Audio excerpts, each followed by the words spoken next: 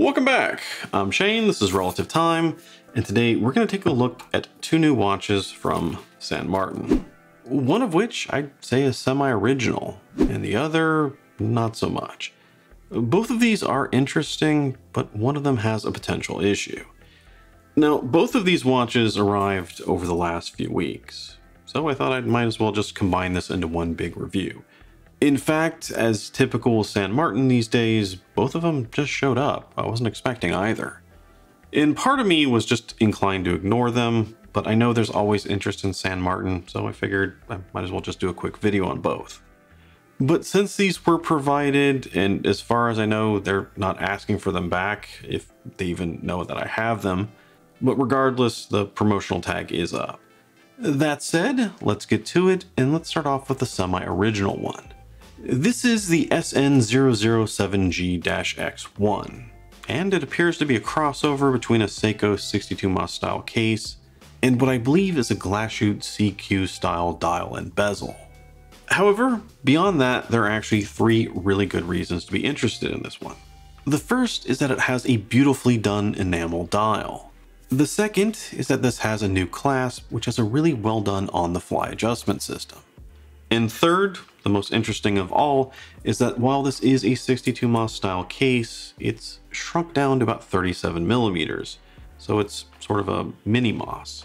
A lot of people love the retro 62 MOS style case, and a lot of people keep asking for smaller watches, so it seemed like an obvious combination.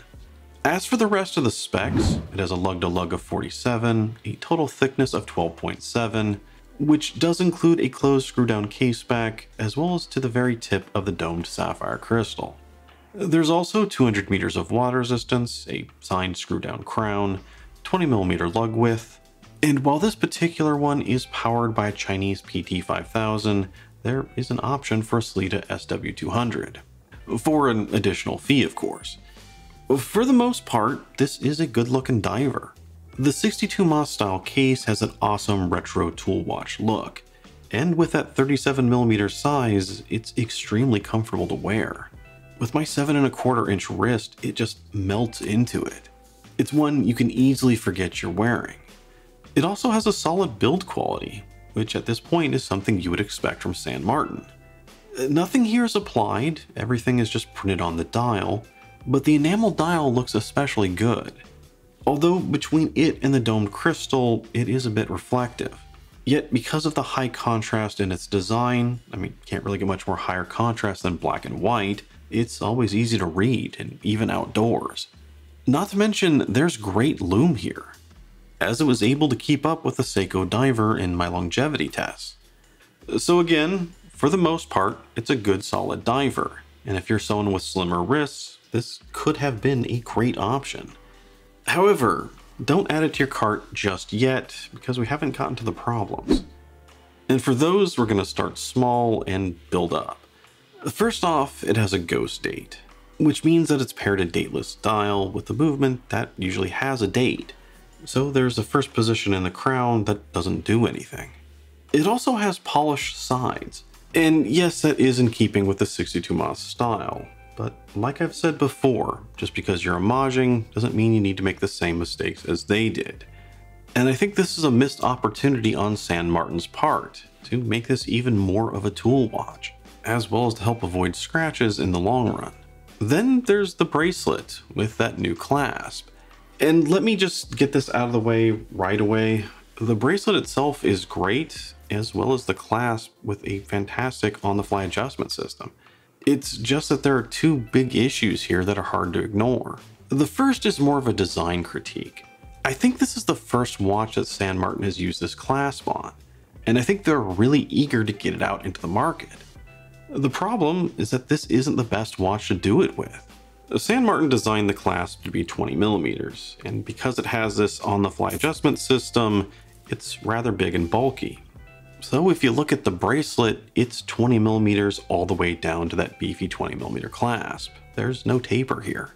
And on a larger watch, this wouldn't be a problem. But this mini MOS is a mini MOS. It's a 37mm.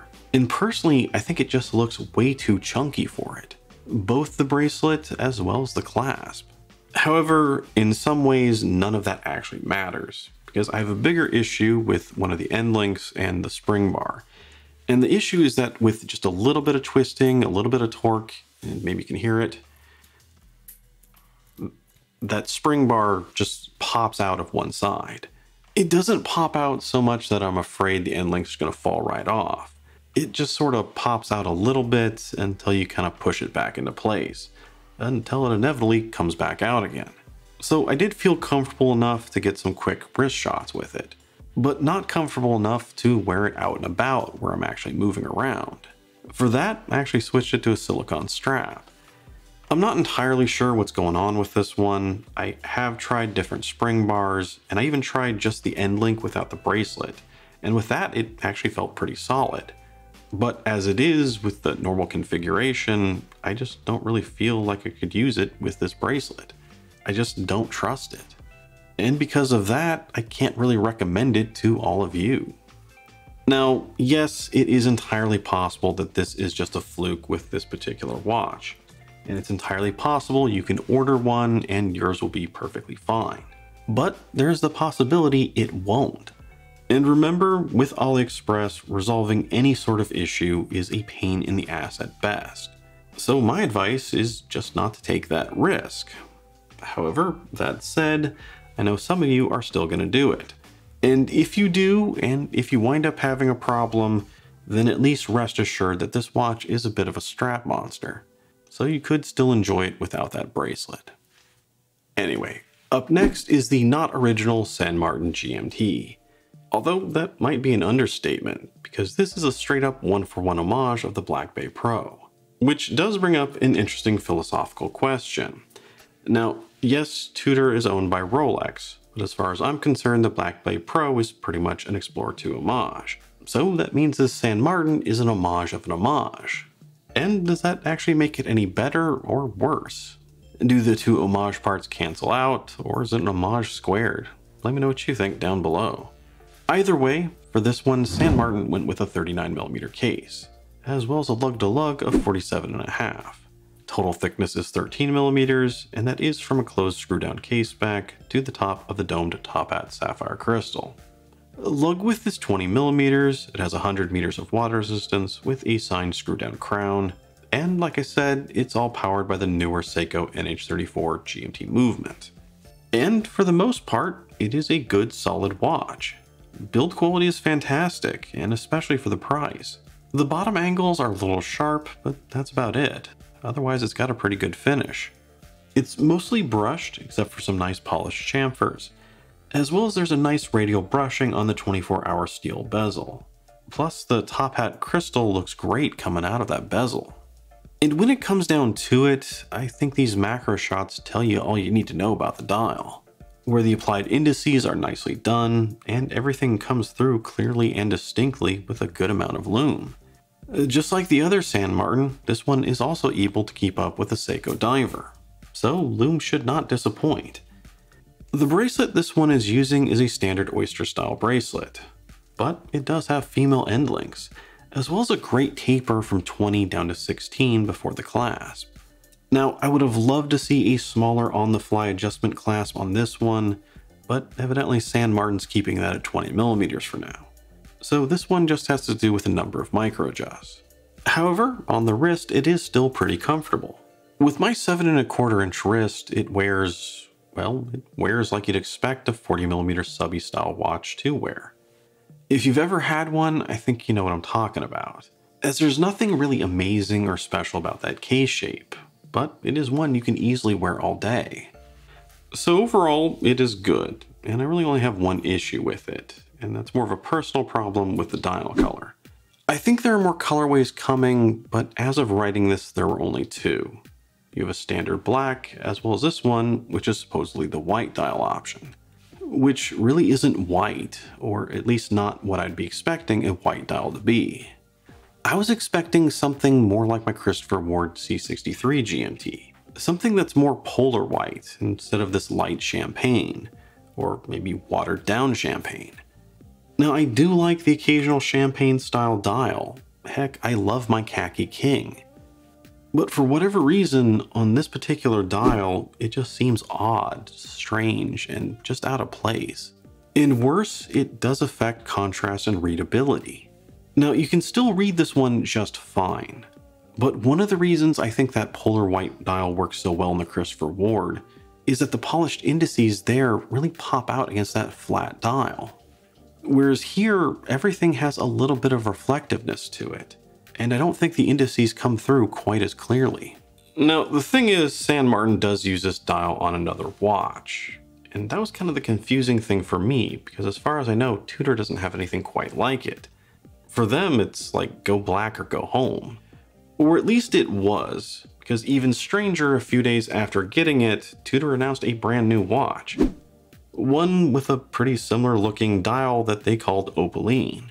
And as a side note, this has caused some San Martin fans to now claim that Tudor is copying them. What goes around does come around. So maybe, but in general, the whole thing is just weird.